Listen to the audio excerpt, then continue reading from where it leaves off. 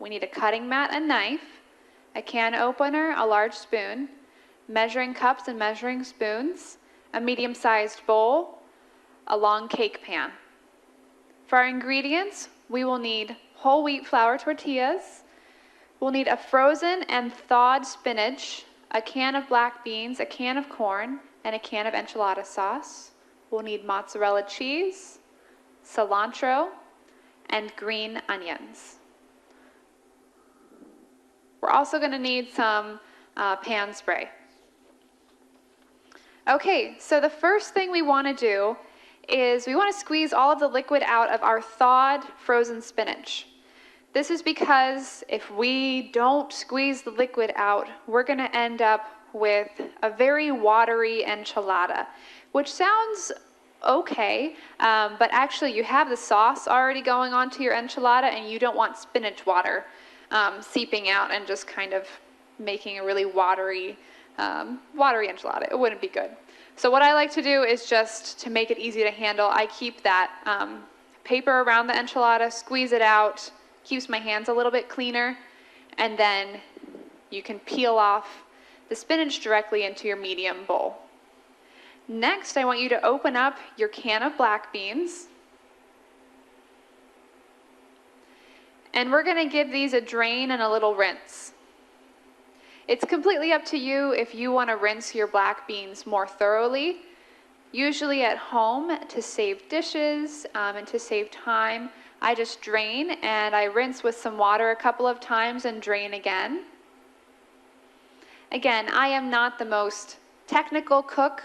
I am a cook that does things quickly because I'm often busy in the evening after I've worked the entire day. So my tips and tricks are little shortcuts to make life easier for you. So dump in those black beans. Next, we're going to add our corn.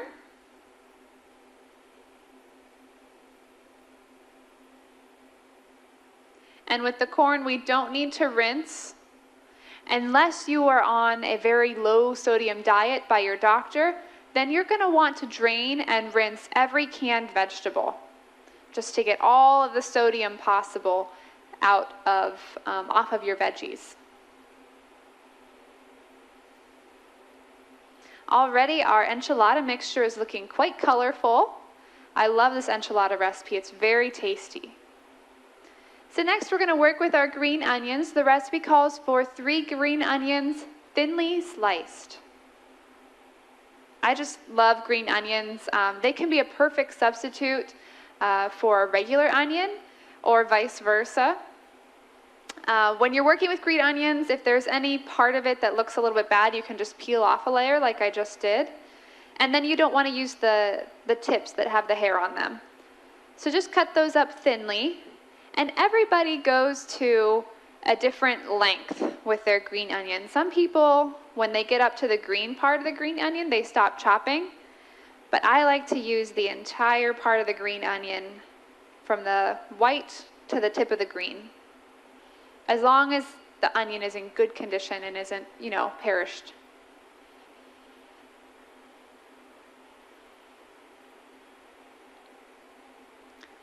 Alrighty. We're moving on to our cilantro next. So with cilantro, I don't need all of this. I only need about 1/3 cup of chopped cilantro. So I'm going to take some out of my bunch here. And I've said it before, I love when I get to use fresh herbs because they really bring a lot of flavor to what I'm cooking. You can definitely use dried cilantro. It's not going to have quite the same taste, but still going to be very flavorful. So I always rinse my herbs. I pat them dry with a paper towel, kind of squeeze them dry a little bit. And then some people pluck off the cilantro leaves.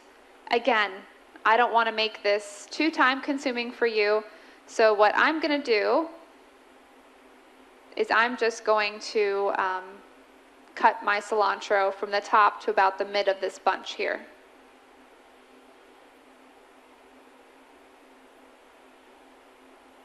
And it's completely okay if you get some stem with your cilantro. Not a problem at all. And my cilantro is just perfect. I got 1/3 of a cup. Dump that in. The next thing we're going to want to do is add some cheese. Now don't add your entire 2 cups of cheese that the recipe calls for. I want you to add 1.5 cups of cheese to the inside mixture of your enchiladas. That's because the other 1/2 cup is going to be reserved to sprinkle on top of your enchiladas when they bake.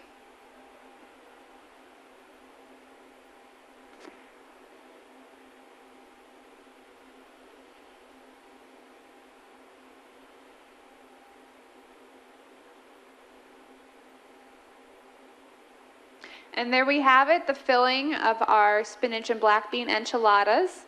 All that's left to do now is just mix together.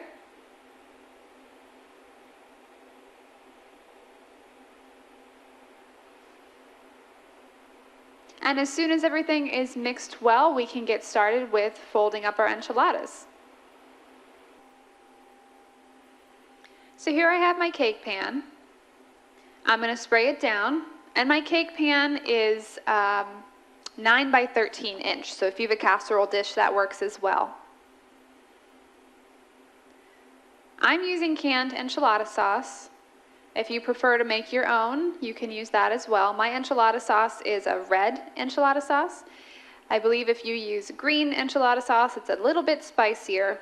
So I'm kind of a medium, mild to medium flavor here. So our recipe tells us to put some sauce in the bottom of our cake pan so that the enchiladas don't stick to the bottom as they're baking. And I actually need to add a little bit more here. All right, and then we are going to open up our tortillas. My tortilla pack gives me 8 tortillas, so I definitely have plenty. I'll have 2 left over. And what you're going to do is take a spoonful of your enchilada mixture. And you want to do this so that you have enough mixture to get through all 8 enchiladas, and so that you're not, left with too little or too much at the end. So what I did just then is I filled my enchilada, I wrapped it, and then I placed it seam down into the pan. You don't need to tuck in the ends because you're not going to pick it up and eat it like a burrito.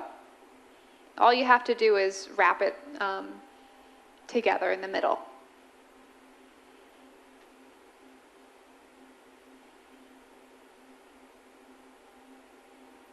And as you go, your enchiladas will start to want to slide out and try to take up your entire pan, so you just kind of keep squishing them back.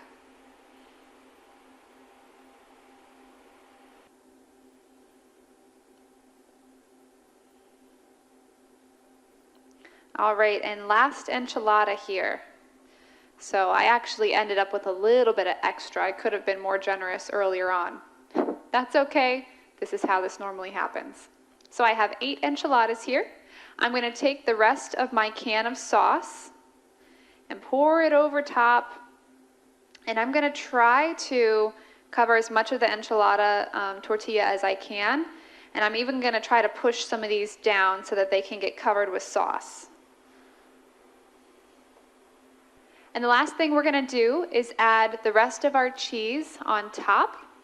And it's ready to bake in an oven that has been preheated to 375 degrees. Here we have our beautiful baked enchiladas. They baked for 20 minutes. So what I'm going to do is just get one out and serve it up here. Awesome.